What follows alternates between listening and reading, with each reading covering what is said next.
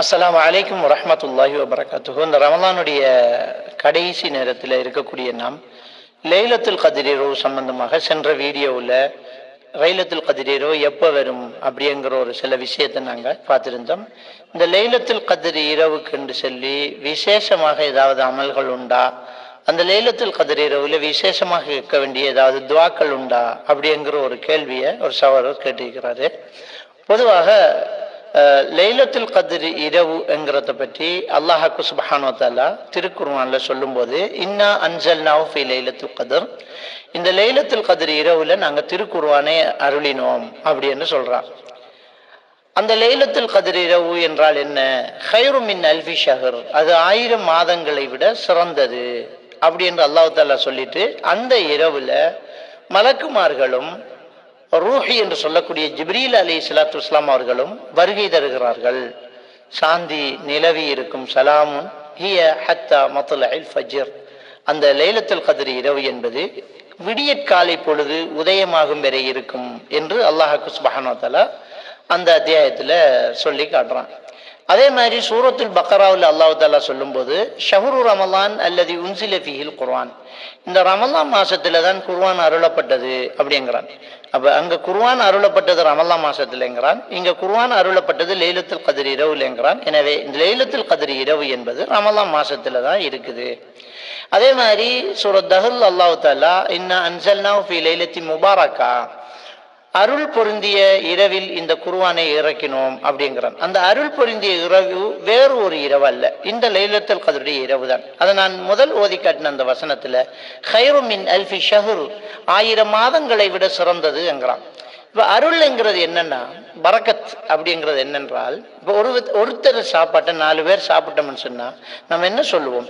அந்த சாப்பாடு நல்ல பரக்கத்தப்பா, 4 பேர் சாப்பிட்டோமே அப்படின்னு சொல்லுவோம். அப்ப ஒரு இரவு 1000 மாதங்களை விட சிறந்தது என்றால் ரொம்ப ரொம்ப பரக்கத் அது. அதனால லைலத்து முபாரக்கா, அருள் செய்யப்பட்ட பரக்கத் பொருந்திய இரவு அப்படிங்கிறது. அப்ப இந்த 3 வசனங்களும் ஒன்றைத்தான் குறிப்பிடுது. லைலத்துல் கத்ர் இரவு, அருள் பொருந்திய இரவு, ரமலான் மாசத்துல குர்ஆன் அருளப்பட்டுச்சு. எனவே லைலத்துல் கத்ர் ரமலான் மாசத்துல வருது அப்படிங்கிறத நாங்க பார்த்துட்டோம். இப்ப இந்த லைலத்துல் கத்ர் இரவுக்கென்று விசேஷமாக ஏதாவது அமல்கள் உண்டா அப்படின்னு கேட்டால், அதுக்கென்று தனியா லைலத்துல் கத்ர் இரவுக்கு செய்ய வேண்டிய அமல்கள்ல ஒரே ஒரு துஆவை ரசூலுல்லாஹி ஸல்லல்லாஹு அலைஹி வஸல்லம் சொல்றாங்க. அது போக தொழுகை, திக்ரு, வணக்கம் அப்படி என்று வித்தியாசமா எதையுமே நம்ம ஹதீஸ்ல காண முடியாது. ஆனால் இருக்கக்கூடிய அமல்களை ரொம்ப முக்கியத்துவப்படுத்தி அதில் நிறைவேற்றுவது செய்வது சால சிறந்தது. இப்போ உதாரணமா நம்ம என்ன சொல்லுவோம்னு சொன்னா, அல்லாஹ் தஆலா 9வது அத்தியாயம் 36வது வசனத்துல வானம் பூமி படைக்கப்பட்ட நாள் தொட்டு மாதங்களில் எண்ணிக்கை அல்லாஹ்விடத்தில் 12 தான். அந்த மாதங்களில் 4 மாதங்கள் சங்கையான மாதங்கள், அதுல நீங்க பாவம் செய்யாதீங்க என்று அல்லாஹ் தஆலா சொல்றான். அப்ப மற்ற மாசத்துல பாவம் செய்யலாமா அப்படின்ற ஒரு கேள்வி இருக்கு. எப்பவுமே பாவம் செய்யக்கூடாது, இதுல ரொம்ப முக்கியமா அதுல கொஞ்சம் பேணுதல் அறிங்க, பாவம் செய்யாதீங்க அப்படிங்கிறதா அது விளங்கிட்டா.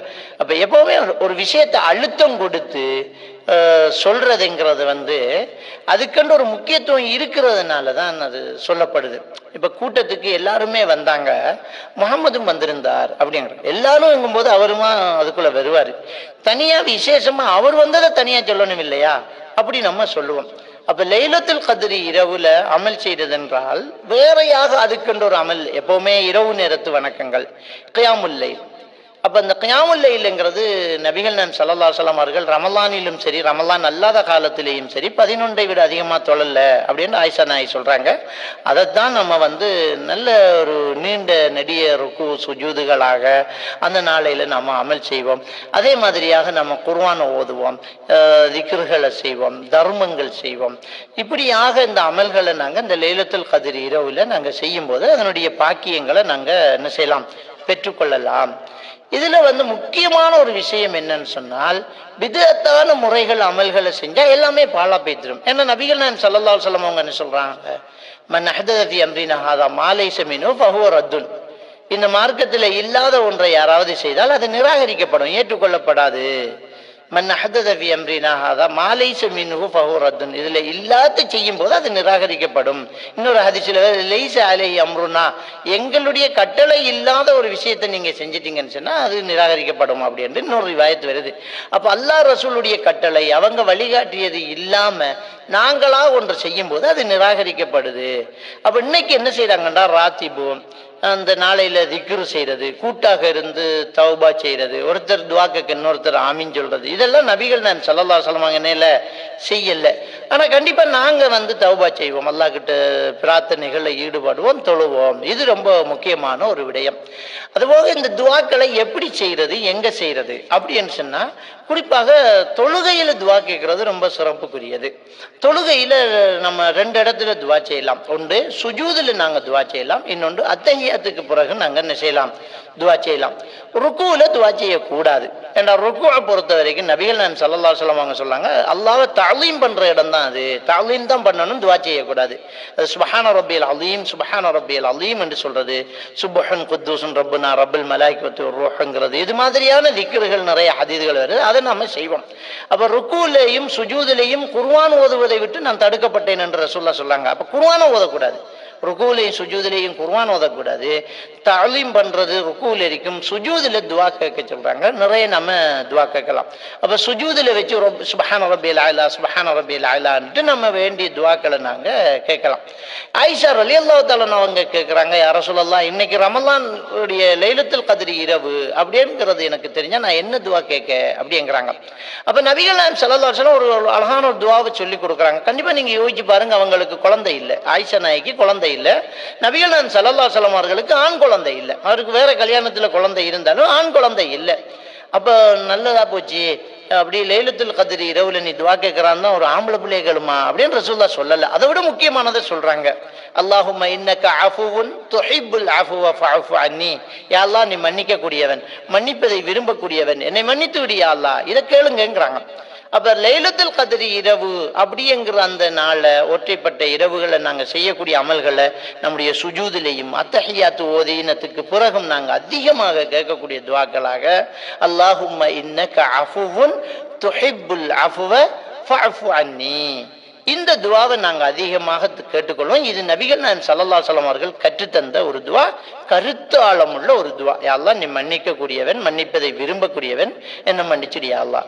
இதுல துவா கேட்கறதுல ஒரு அழகான ஒரு முறை இருக்குது பாருங்க. அல்லாஹ்வை புகழ்ந்து அல்லாஹ்வுடைய தன்மையை சொல்லி அஸ்மா சிஃபத்துக்களை சொல்லி அல்லாஹ் கிட்ட கேட்கும். நம்ம சும்மா யா அல்லாஹ் நீ மன்னிச்சுக்க யா அல்லாஹ் அப்படிங்கிறதுக்கும், யா அல்லாஹ் நீ மன்னிக்க கூடியவன் யா அல்லாஹ், நீ மன்னிப்பதை விரும்பக்கூடியவன் யா அல்லாஹ், என்ன மன்னிச்சுக்க யா அல்லாஹ். அழகான ஒரு இறங்குதல்ங்கிறது அதான். கெஞ்சி கேட்கிறோம் இல்லையா, அப்படின்னு கேட்டா கொடுக்க மாட்டோம். யா நீங்க ரொம்ப வசதியானவங்க ஐயா, நீங்க நல்ல மனசு உள்ளவங்க ஐயா, தாங்க ஐயான்னு கேட்கும் போது நமக்கு கொடுக்க மனசு வருது. அல்லாஹ் கிட்ட அப்படி கேட்கணும், இறங்கி கேட்கணும், யா அல்லாஹ் நீ மன்னிக்க கூடியவன் யா அல்லாஹ், மன்னிக்கிறத விரும்புறவன் யா அல்லாஹ், என்ன மன்னிச்சுடு யா அல்லாஹ் அப்படின்னு நம்ம கேட்கிறோம். அழகான துவா, அதுல பாடமாக்கி கொள்ளுங்க. அந்த துவாவை நாங்க அத்தஹியாத்துக்கு போறவங்க கேட்கலாம், சுஜூதுல கேட்கலாம். அதே மாதிரியாக இந்த நாளையில நாம் அதிகமாக அந்த துவாக்களை நாங்க கேட்டுக்கிட்டே இருக்கலாம்.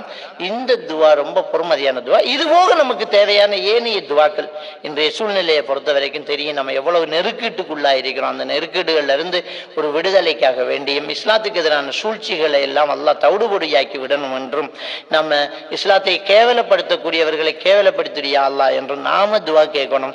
இந்த சந்தர்ப்பத்தை நாங்கள் பயன்படுத்திக் கொள்வோம். எல்லாம் வல்ல அல்லாஹ் சுப்ஹானஹு வ தஆலா நம் அனைவரையும் ஈமானோடு வாழ வைத்து ஈமானோடு மரணிக்க செய்வானாக. வ ஆகிரு தஅவானா அல்ஹம்துலில்லாஹ்.